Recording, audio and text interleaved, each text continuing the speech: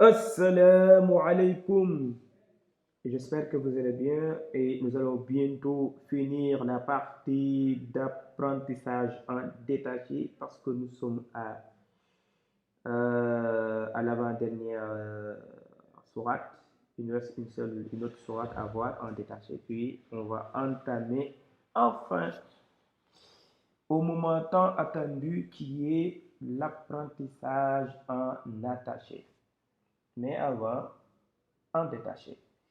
Bi as mi a al la ji a al ar ra ah ma ni a al ar ra hi mi i an na a a to ay na ka a al ka au sa ra sa sa ra.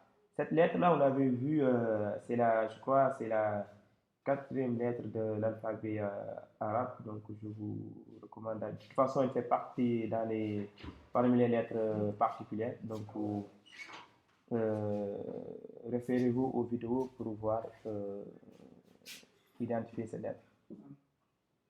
Fa, so, al, li, ra, ab, bi, ka, wa, a, an, ha, ri, i, ou a.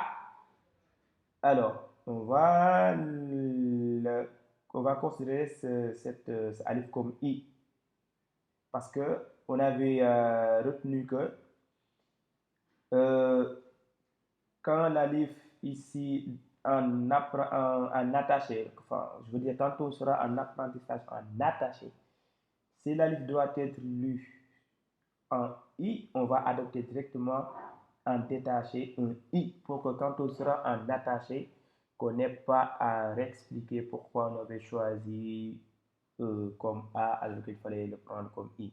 Donc on avait convenu que on va considérer toutes les alifs comme des a.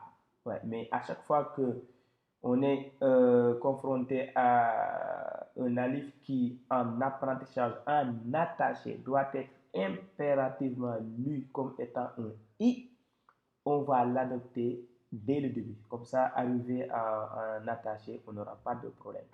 Donc ici, normal, enfin, quand on sera en lecture en attaché, c'est un i que ça va être lu.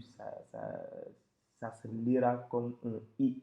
Donc autant l'adopter aujourd'hui pour que demain, qu'on n'ait pas de soucis.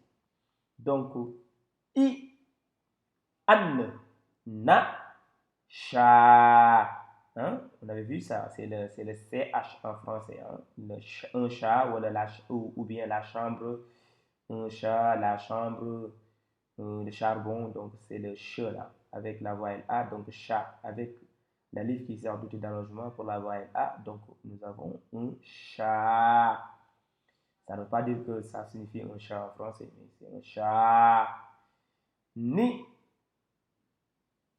a, ka. Voilà encore une autre manière d'écrire le a, qui est aujourd'hui, cette fois-ci, porté non pas par un waouh, mais par un ya. Voilà, ici par un ya. Et là, on ne va pas trop se compliquer la chose. Ça se lit comme ça. A, K. Parce qu'il y a ici une règle de grammaire. Vu que la voyelle I ici, la voyelle I ne peut pas être, on va dire, supportée par un waouh. Normalement, dans tout ce qu'on a vu, les waouh sont supportés. À part le alif, c'est un waouh. Or, le waouh ne peut pas être à côté d'une voyelle I. Forcément, elle doit être transformée en un ya, puisque c'est un ya qui sert d'outil d'arrangement à une voyelle I. Donc ça, c'est des règles grammaire. Voilà, on ne va pas se compliquer la tâche. On se limite uniquement à ce qui est lisible, ce qu'on va apprendre, ce qui ne... Parce qu'en fait, même quand vous récitez en attaché, bah, ça sort pas en fait. On entend uniquement le A, donc autant se contenter sur ce qu'on va réciter.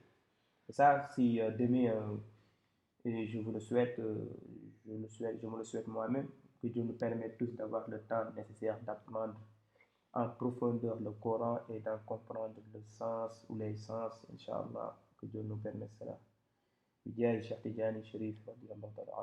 Bon, on continue. I, an, na, sha, I, sha, ni, a, ka, hu, wa, a, al, la, ab, ta, ru, I, an, na, sha, ni, a, ka, hu, wa, a, al, la, ab, ta, ru. Merci.